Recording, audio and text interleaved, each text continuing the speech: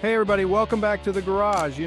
I love my classics, but today we're going to talk about some cars even don't see every day. We're going back to the 1970s, a time of, let's say, interesting design choices and some real head-scratchers in the automotive world.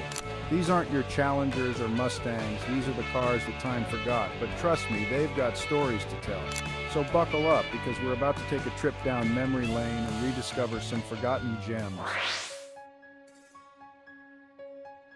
Now you might be thinking, the Hornet? What's so special about that? Well, let me tell you, the Hornet was AMC trying to punch above its weight. It wasn't just another car, it was a statement. AMC was a smaller company compared to the giants like Ford and GM, but they had big ambitions. The Hornet was their way of showing they could compete. They took a chance with a car that was actually pretty stylish for its time, especially that hatchback model. The design was sleek and modern, catching the eye of many. They even offered it with a straight six that got decent gas mileage, which was a big deal back then. Fuel efficiency was becoming more important, and AMC was ahead of the curve. See, AMC was always trying to innovate, and the Hornet was a glimpse of what they could do. It was more than just a car, it was a vision of the future.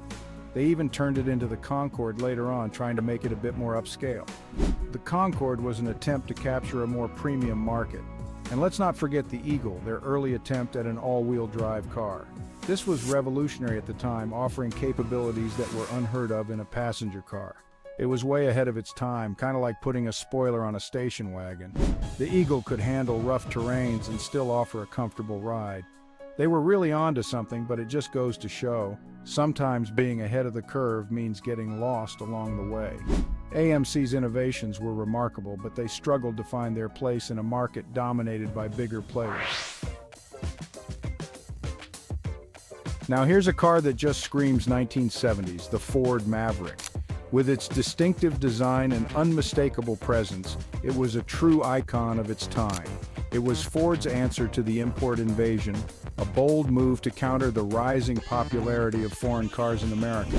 The Maverick was designed as a compact car that was supposed to be cheap and cheerful, offering an affordable yet stylish option for the everyday driver. And you know what? It was. People loved its simplicity and reliability. The Maverick was a huge hit for Ford, selling millions of units. You still see them on the road today, which tells you something about their build quality and enduring appeal. They were simple, reliable cars, and people loved them for their no-nonsense approach to motoring. So why isn't the Maverick more of a cult classic today? I don't know, it's a bit of a mystery. Maybe it's because it was just too ubiquitous back in the day, blending into the background of everyday life. Or maybe it's because it wasn't particularly fast or flashy, lacking the high-performance edge that often defines classic cars. But for a lot of folks, the Maverick was the right car at the right time, providing reliable transportation and a sense of freedom. And that's got to count for something in the annals of automotive history.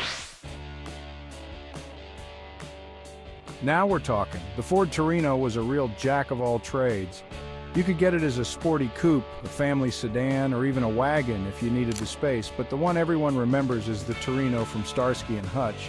That red and white coupe with the big white vector on the side was practically a character in the show. It was fast, it looked great, and it just oozed cool. But the Torino was more than just a pretty face. It was a solid car, and it came with a variety of engines, from a fuel-sipping 6-cylinder to a big block V8 if you really wanted to light up your tires. It's a shame they don't make them like that anymore. Chapter 4. The 1971 Volkswagen 411 412, Volkswagen's luxury misfire. Now, Volkswagen is known for making small, affordable cars, right? The iconic Beetle, for instance, was a symbol of simplicity and reliability. Well, in the early 70s, they decided to try something different. They wanted to break into the luxury market, a bold move for a company with such a strong identity in the economy car segment. They wanted to build a luxury car, and they came up with the 411 412s. These models were designed to offer more comfort, space, and advanced features. It was bigger, more expensive, and more complicated than anything Volkswagen had ever built before. The 411 412s was a significant departure from their usual lineup. It even had fuel injection, which was pretty exotic back then.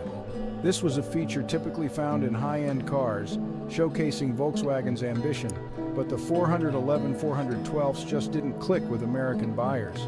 Despite its advanced features, it struggled to find a market.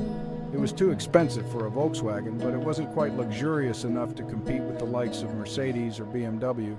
The brand's identity as a maker of affordable cars worked against it. It's a shame because the 411 412s was actually a pretty good car. It had solid engineering and offered a comfortable ride, but it was caught in a no-man's land between economy and luxury.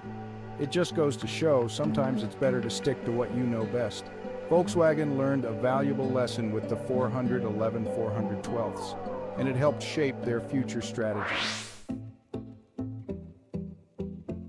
Chapter 5. The 1973 Pontiac Astry badge engineering gone wrong. The 1973 Pontiac Astry is a prime example of what we call badge engineering. See, GM was trying to save money, so they took their Chevrolet Vega, slapped a Pontiac badge on it, and called it the Astray. Problem was, the Vega wasn't exactly a great car to begin with. It had its share of reliability problems, and it wasn't particularly exciting to drive. The Astry didn't do much to improve on the formula, and it ended up being a bit of a flop for Pontiac. It's a shame because Pontiac had a reputation for building sporty, exciting cars. The Astry just didn't live up to that legacy. Chapter 6. The 1973 Oldsmobile Omega, the original badge-engineered twin. Now here's another example of badge engineering, but this time it actually worked out okay. The 1973 Oldsmobile Omega was basically a Chevrolet Nova with a different grille and taillights, but you know what? It sold pretty well. The Nova was a good car, and the Omega benefited from that. Plus, Oldsmobile had a strong reputation for building reliable, comfortable cars, so buyers were willing to give the Omega a chance. It's a reminder that badge engineering isn't always a bad thing, as long as you're starting with a solid platform. Chapter 7, the 1975 Ford Granada, the European Ford. Now this one's funny. Ford really wanted to sell Americans on the idea that the Granada was a European-style luxury car. They even ran ads comparing it to the Mercedes-Benz 280. Now the Granada wasn't a bad car, but it wasn't exactly a Mercedes either. It was a bit cramped inside, and the ride was a little too firm for American tastes. But hey, it looked the part, and sometimes that's all that matters. The Granada sold well, proving that there's a sucker born every minute, or that Americans really wanted to feel fancy without paying Mercedes prices. Chapter 8. The 1977 Datsun 200SX, from flop to future classic. The Datsun 200SX is a classic case of they got it right the second time. The 1977 model was supposed to be a sporty coupe, but it was slow, thirsty, and not very much fun to drive. It was a bit of a sales disappointment, but Datsun learned from their mistakes. They completely redesigned the 200SX for 1980, and it became a huge hit. The new 200SX was stylish, fun to drive, and relatively affordable. It's now considered a classic, and it's a reminder that even the best car makers make mistakes sometimes. The important thing is to learn from them and come back stronger. Chapter 9. The 1975 Mercury Bobcat, the Pinto's fancy cousin. The Mercury Bobcat is a perfect example of how car companies used to try to dress up their economy cars to make them seem more upscale. It was basically a Ford Pinto with a different grille, taillights, and a slightly fancier interior. They even gave it a fake spare tire hump on the trunk lid to make it look more like a luxury car. It's kind of hilarious in retrospect, but hey, it worked to some extent. The Bobcat sold reasonably well, although not as well as the Pinto. I guess people weren't fooled that easily. Chapter 10. 1978. Buick Century Oldsmobile Cutlass Aeroback, the hatchback that wasn't. In the late 1970s, GM was convinced that Americans were ready to embrace the hatchback. They decided to give their popular Buick Century and Oldsmobile Cutlass models a Euro-style makeover, complete with a sloping roofline and a hatchback trunk. Problem was, Americans weren't quite ready to give up their traditional sedans. The Century and Cutlass Aeroback models were sales flops, and GM quickly went back to the drawing board. They reintroduced the Century and Cutlass with traditional sedan bodies a few years later, and those models sold much better. It just goes to show sometimes you can't force a trend no matter how hard you try. Well, there you have it, folks. 10 cars from the 1970s that time forgot. Some were ahead of their time, some were just plain weird, and some were just victims of bad timing, but they all have a story to tell, and they're all a reminder that the automotive world is full of surprises. If you enjoyed this trip down memory lane, be sure to give this video a thumbs up and subscribe to the channel for more automotive adventures. And be sure to let me know in the comments which one of these forgotten gems you'd most like to take for a spin. Until next time, keep those engines revving.